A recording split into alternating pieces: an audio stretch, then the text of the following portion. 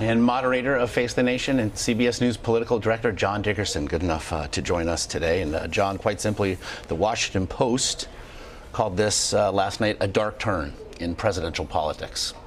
Your thoughts? Yeah, it was a dark turn. I mean, in response to questions about his character, Donald Trump's character as revealed on a videotape, he decided to bring up Bill Clinton's character.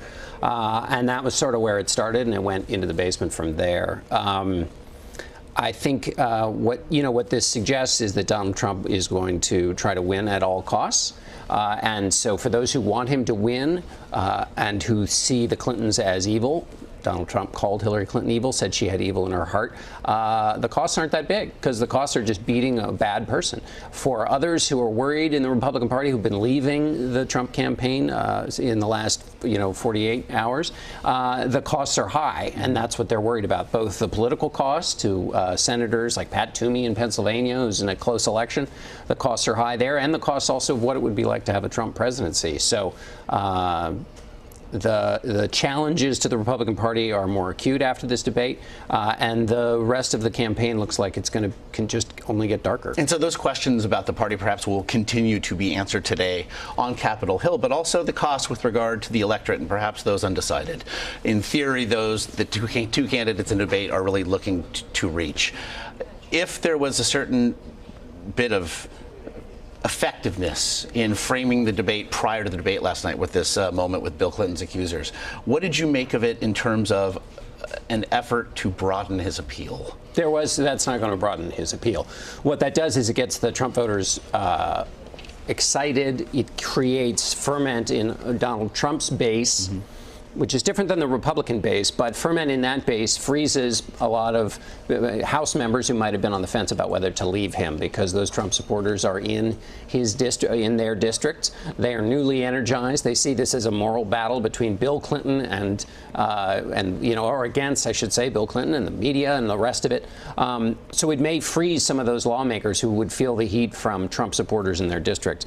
But in terms of reaching out to college-educated voters, reaching out to suburban women, the groups that Donald Trump needed to get, Hillary Clinton only needed to play defense in that debate. Donald Trump needed to continue to try to expand his electorate. There was nothing in the debate that he did to expand that electorate. He was 100% Donald Trump. That's what got him to the dance, and he stuck with it. His hope has to be that the 100% pure Trump followers are big enough to win the general election. There are a few people who believe that. There was an apology leavened with suggestions it was just locker room talk, leavened with promises to defeat ISIS. But this was a joyous reference to sexual assault. Was his dealing with it last night, was that enough? Well, it depends. We aren't the arbiters of whether it's enough. The gleeful and enthusiastic description of success being a sexual assaulter and having relations with women who are married was what created a lot of people, leaving support for his candidacy.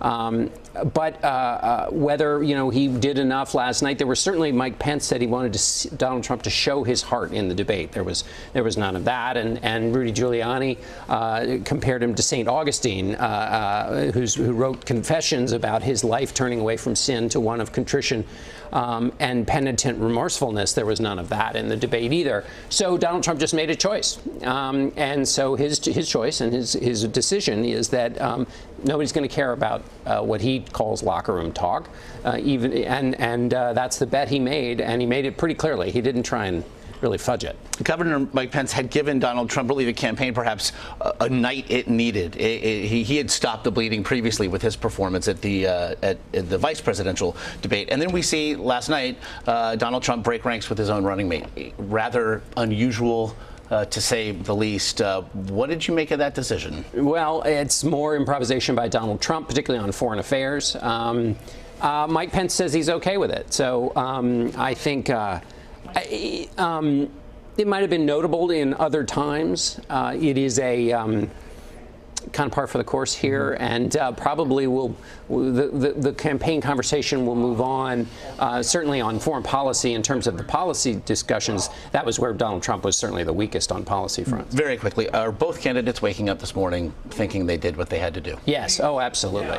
Hillary Clinton thinks all she had to do was keep Donald Trump from being able to make inroads with those suburban voters, those college-educated voters, and then I think Donald Trump thinks he needed to re-energize the kind of core energy of his campaign, and he did that by being the counterpunching, brash, blunt Donald Trump that had made him so successful as a Republican candidate. And on to Las Vegas, the two shall go, at least in theory. John Dickerson, That's right. As always, we appreciate it. Thanks, Josh.